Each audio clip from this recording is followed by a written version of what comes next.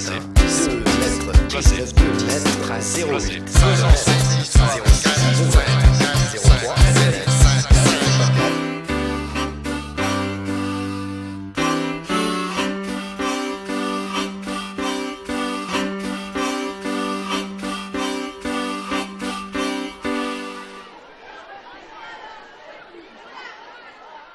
J'essaie de pas penser à l'extérieur parce que si je pense à l'extérieur, à l'intérieur, ce sera pas bon et je vais m'embrouiller les neurones. Donc, vaut mieux pas que j'y pense.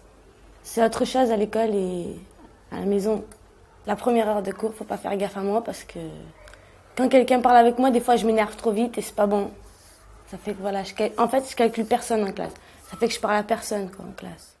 La tradition de l'école républicaine veut que l'école soit en rupture avec la famille. Pour Jules Ferry, la famille, c'est le local, c'est l'idéologie, c'est l'enfermement, c'est la mère prisonnière de son confesseur et qui va imposer le cléricalisme à son fils, alors que l'école, c'est la raison, c'est l'égalité, c'est la connaissance, le savoir, la scientificité, et non pas la superstition. Eh bien, Alain est sans doute un de ceux qui a le mieux compris, théorisé et promu cette conception-là. Pour lui, effectivement, la famille est une sorte de cocotte minute affective qui est menacée à chaque instant d'exploser. Je me sens impuissant quand je convoque un parent et que je lui dis, voilà, votre fils a des difficultés à l'école, il ne travaille pas, il a un comportement qui est inacceptable, et que la mère me dit, mais c'est pas grave, quoi. S'il veut pas travailler à l'école, c'est pas grave. Qu'est-ce que je fais ? Émile Chartier, qui se nommera plus tard Alain, est né dans le Perche, à Mortagne, en mars 1868. Il fut d'abord élève d'une école religieuse, très bon élève d'une école religieuse, mais il perdra la foi autour de 15 ans. Il poursuivra ses études brillamment, fera l'école normale supérieure, passera à l'agrégation de philosophie, deviendra professeur à Pontivy, à Lorient, à Rouen, s'engagera en politique très fortement aux côtés des Dreyfusards et commencera à publier ses premiers propos dès les années 1900, précisément sous un pseudonyme, le pseudonyme d'Alain. En 1902, il est nommé professeur au lycée Henri IV.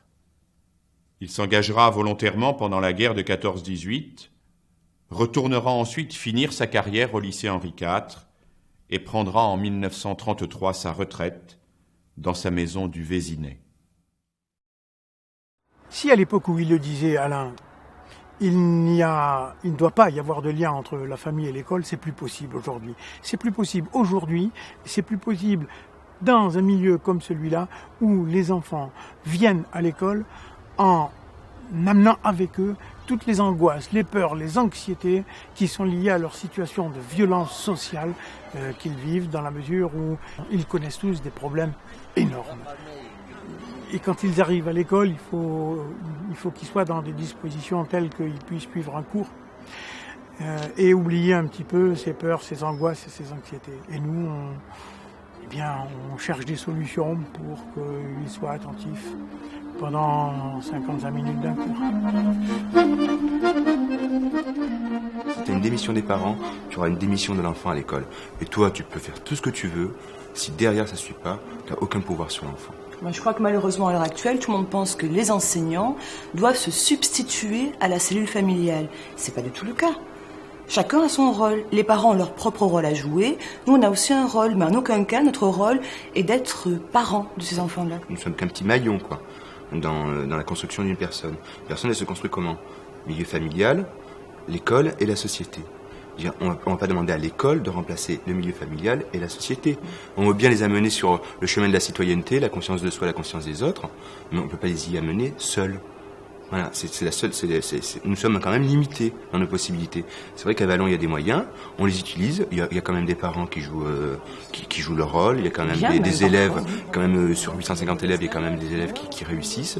Mais ceux qui réussissent, il n'y a pas de secret. Ceux qui réussissent, ce sont ceux dont les parents sont derrière. Mais on essaie de discuter autour d'une table avec vos parents du problème et de la solution à trouver. Qu'est-ce que vous en penseriez ? Justement, s'il y avait un comité de projet qui écoute les jeunes. S'ils ont bac plus 3, ça sert à rien de venir, ils ont réussi. Je sais pas, il faut dire ceux qui sont dans la cité, là, ceux qui n'ont pas de travail. Ouais. Tu penses qu'il y a plein d'élèves qui ont des idées et qui n'arrivent pas à les réaliser parce qu'il n'y a pas de soutien à l'intérieur du collège ? À l'intérieur du collège, je sais pas, moi dans la cité, il y en a, ils savent jouer au foot, il y en a, ils savent taguer et tout. C'est un art taguer, franchement, ils savent faire plein de trucs, mais quoi, on les aide pas et on n'est pas là pour eux. Certains enseignants, dans des cas limites, se retrouvent avec des enfants pour lesquels l'éducation familiale n'a pas joué son rôle. Des enfants qui arrivent à l'école complètement déstructurés sur le plan psychique et affectif. Alors certes, l'école n'est pas responsable de cela et c'est la société tout entière qui doit donner les moyens aux parents de jouer leur rôle éducatif.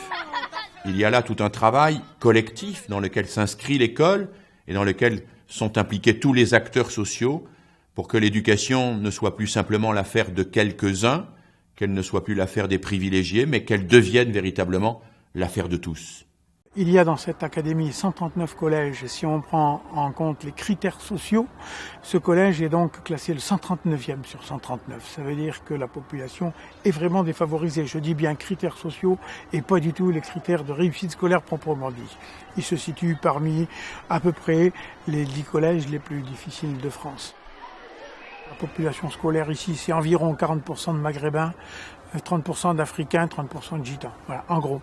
Et donc, on a un médiateur maghrébin et un médiateur gitan qui nous aident à améliorer ces relations avec les familles, qui vont au contact directement avec l'enfant dans la famille.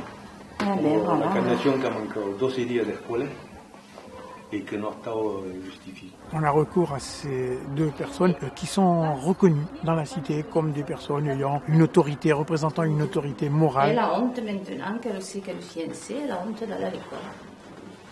C'est pas raison. Bon, le problème c'est que c'est vrai qu'elle ne veut pas aller à l'école. Déjà, bon. Mais il y a eu son fiancé, tout ça. Elle ne veut rien faire. Et ça ne plaît pas. Elle veut se marier, c'est bien beau de se marier. À 16 ans, qu'est-ce qu'elle va faire à 16 ans? J'ai hésité, j'ai pas voulu, j'ai même fait des dépressions et tout, et voilà, qu'elle le veut, elle le veut.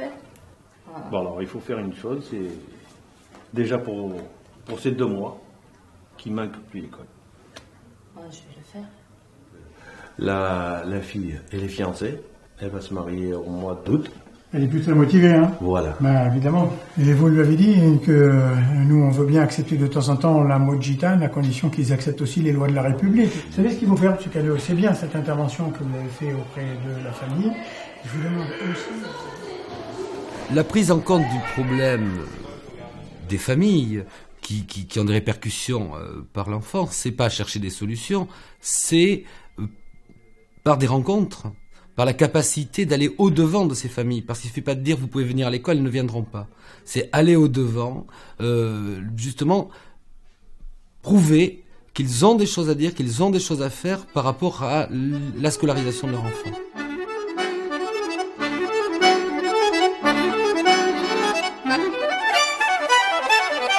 Le dispositif d'architecture, il est bien parce que chaque personne peut s'y retrouver dedans. Autant les 6e, tout ça, ils s'amusent avec les boss et tout ça. Autant ceux qui sont calmes, qui veulent essayer de parler entre eux. Il y a déjà des endroits où s'asseoir. C'était pas trop le cas dans l'ancien collège. Il y avait que quelques bancs. Et souvent, il y avait des disputes pour s'y asseoir. Donc maintenant, tout le monde a sa place. On peut s'y retrouver. On peut parler.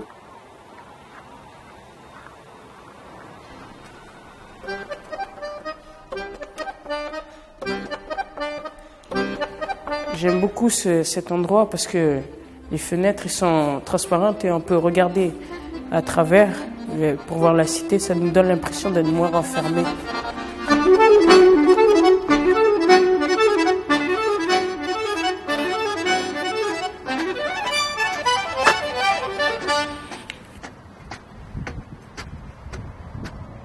Et le collège il est au milieu de la cité. Certains profs ils disent que le milieu de la cité il est inadapté au milieu du collège.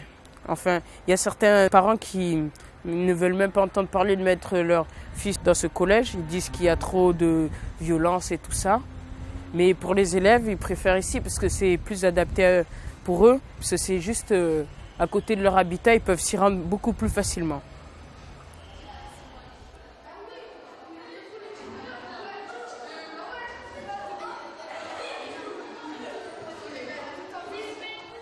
Alain a bien évidemment raison de dire qu'il faut que l'école délivre l'enfant de tous ses caprices, de toute sa subjectivité, qu'elle lui permette d'accéder à une vérité qui n'est pas réductible à ses intérêts immédiats.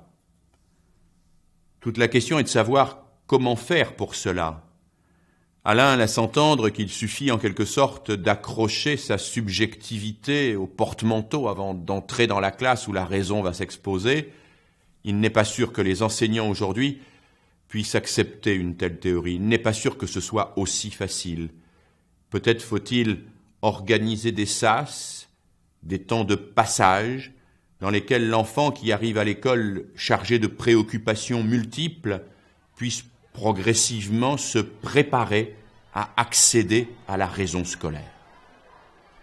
Donc ici, c'est des plots en béton faits pour qu'on puisse tous se retrouver en amis et parler. Comme ce collège est niché au cœur de la cité, les jeunes qui y sont accueillis peuvent à tout moment constater qu'ils sont au cœur de la cité.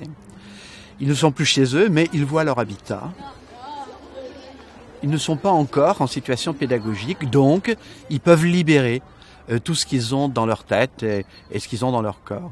La libération du corps, de tous les miasmes des peurs, est indispensable pour que les enfants se considèrent comme des élèves et accèdent vraiment au message du maître.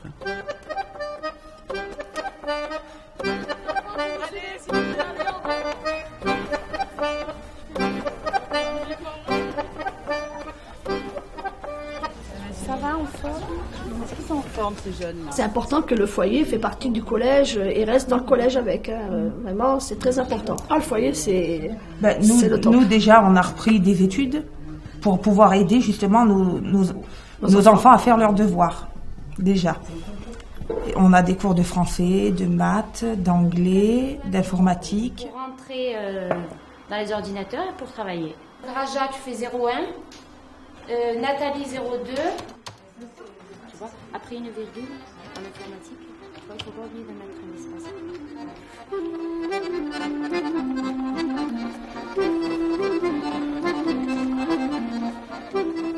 Alors que reste-t-il d'Alain aujourd'hui ? Que reste-t-il de l'œuvre de cet homme qui a enseigné toute sa vie dans un lycée favorisé, à des élèves favorisés, de bons élèves ? Que reste-t-il de son travail à une époque où nous sommes confrontés à des élèves bien plus difficiles, bien plus hétérogènes, dans un univers où les passions sont dominantes?